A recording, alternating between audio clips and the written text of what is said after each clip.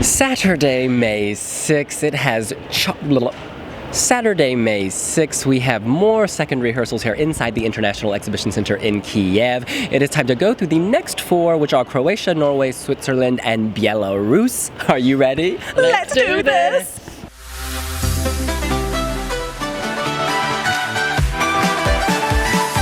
First up in this group was Croatia, and he is taking this kind of bipolar dual identity thing to another level. He unveiled his new outfit, which is half a leather jacket for the R&B balladeer, and then a tuxedo for the kind of operatic male diva.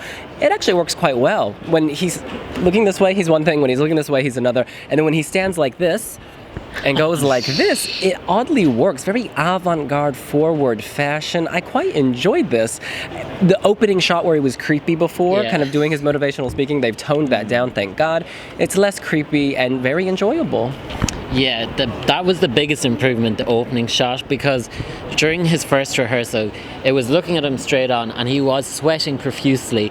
And we don't like to see our Eurovision stars sweating on stage, especially at the very start of the song. So they've improved it. He's kind of like at a side angle and the camera. It's a more artistic shot. There was more thought put into it and it's more flattering to him. The staging they had, I felt that it was slightly better as well, that the LED, they tweaked the shades and stuff. A lot of them have been doing that. And then even as backing singers, they were dressed up for the night as well, because the first time we saw them, they were just in t-shirt and jeans. Overall, it has improved. I am still not a fan though. I think it's really enjoyable. I do. I mean, in the mix of the songs that come before it, I think it really does stand out. It's definitely better than Ireland and San Marino, I find, just in terms of how Eurovision it feels, because where else are you going to get a song like this, I think? And it's kind of it's a nice celebration for that thing. I think it's hilarious, the backdrop where it just looks like one Jacques is in love with the other Jacques and they're singing to each other. It just looks a little cringeworthy, if I'm honest, but in a, I feel like he's laughing along with it, maybe, kind of way. Like, you can't take yourself seriously when you have that. And now hopefully he realises that, because if not, then I think there's a problem there. But no, very good, very enjoyable. Well, if he doesn't love himself, who's going to love him? And if you don't love if you don't love yourself, how in the hell are you going to love anybody else? Yes. Thank you, RuPaul. All right, we move on to Norway, to JOWST. Alexander, the singer, and JOWST, the DJ. Very similar to the first run-through. It didn't need to be that much different. Alexander looks great, clutching the lighted up illuminated microphone stand. Very nice, very hot. I think the big improvement is that the images of him in purple that overlay on the screen, you could actually recognize him. It looked like him rather than an animal that had been run over on the road instantly, and they're on each side and he's still in the middle. I'm not sure if that's in the preview clip that you can see online, but it looks quite nice. Yeah, because today I saw it and I was like, oh, it's supposed to be a person, because the last day it was kind of like, is that a wolf? Is that a person? What is it? But yeah, it was definitely him. And the graphics were far better. But like we said during the first rehearsal, there wasn't really much they needed to do. That they kind of had everything sorted and it was a competent performance. It's not going to blow your mind when you see it, but you're not going to be offended by it either. No. I think that it's probably the song that makes me want to sing along the most. Like that, the entire performance just comes alive, really. And I think it will really get the crowd going during the semi-final itself. Very good. You know, I do think the graphic change is an improvement, and no, just a very good second rehearsal. They didn't need to change a whole amount after the first one. And the changes that they have made have been for the better. Very smooth. I just think the word smooth when I think of this.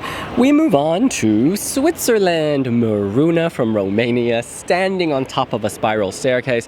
She's wearing a yellow dress, and this time there's a yellow spotlight on the stairs, so it colors the stairs. There are yellow squiggles on the overhead shots that come out of the stairs, creating a very nice visual centerpiece. She comes down, and what I noticed today is it's actually very dangerous. She's wearing very big heels, and those stairs are very narrow. And she doesn't know where she's going as well. No, and I'm paranoid she's going to fall during the show. That would just be awful. Although maybe it would give them some more votes, because people would be like, oh, come on, Miss Universe, Miss USA, she fell, she made the top 5. In any case, yes, I thought it looked very nice. I think there's a little bit of a wind machine now that kind of blows the ruffly, feathery thing around her neck. It's classy. Beauty and the Beast. When we first saw for the first time, we only saw about 2/3 of a run through. And based on that, I was kind of convinced that it might sneak into qualification. I'm less convinced today. It's very saccharine. It's like candy floss explosion with a bit of sugar sprinkled on top and some more sugar poured on for good measure. Her yellow dress is very puffy. It looks like something off My Big Fat Gypsy Wedding. Yes. The pink suits are tacky, and then the song, I think our colleague Jacob described it best, that it's a very anonymous song. So yes, I'm less convinced, and I don't know if the Romanian diaspora could be bothered to pick up their phones to vote, because I think that's what this needs. I gotta say, My Big Fat Gypsy Wedding is very, very popular, so it has its fans.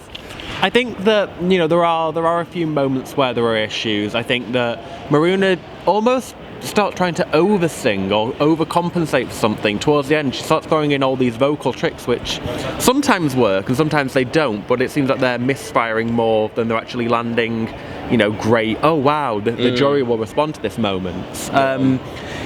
And I always think that we're getting almost a bit too late now to be trying out new things vocally with your song. Like, surely you should have it nailed down by now.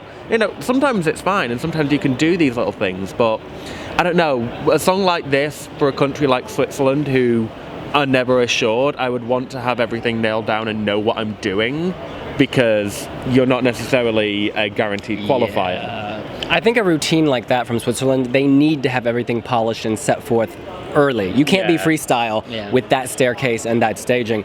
Whereas with Belarus, the final act in this group, you can be a little freestyle. We saw that again. This is one of the happiest songs of the year, and Ksenia and Arkham, I can never say his name, they are serving at freestyle dancing, running around. They had more energy, if that was possible, on that thing. I love the ending of this where they hold each other close and they're spinning in circles and they're still singing. It's a dizzying into a very happy performance.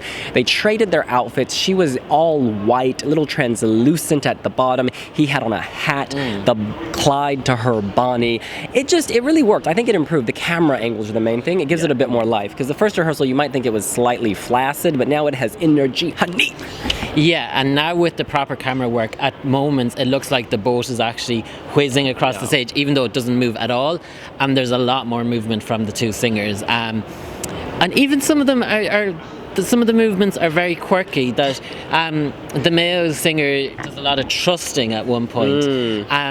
And then they've changed their costumes up a bit. He's got a white hat on, she's got a sleeveless dress, she's added some henna tattoos. It is a big improvement, and I think it's notable as well that we didn't forget about it today like we did the last day. Yes. I think he actually kind of reminds me of like a gondolier in Venice or something with that white hat on. That's the kind of thing. Maybe he's like a sea Belarusian gondolier. It was a big improvement though. I'm still not as enamoured with it as I hoped I would be, and I still do prefer the national final staging, I'm not going to lie, but they definitely improved it, and I can see kind of where they were going with it. It looks a bit more grown up now, and actually even though it is a bit more grown up, so I was in the arena and there were people, I think it was staff members' families, were watching some of the rehearsals today, and none of the adults were paying any attention to Navi, which is a shame, but the kids that I saw, they certainly were, so maybe they should have kept what they had, because it's resonating with that audience. The adults were too busy bitching about other acts. We know how this game is played. In any case, that's what we think. What do you think? Are you titillated and excited by these 4 acts? Who of them are going to the final? You can let us know here on wiwibloggs. Make sure to subscribe. And please like the video. We'll see you later. Bye.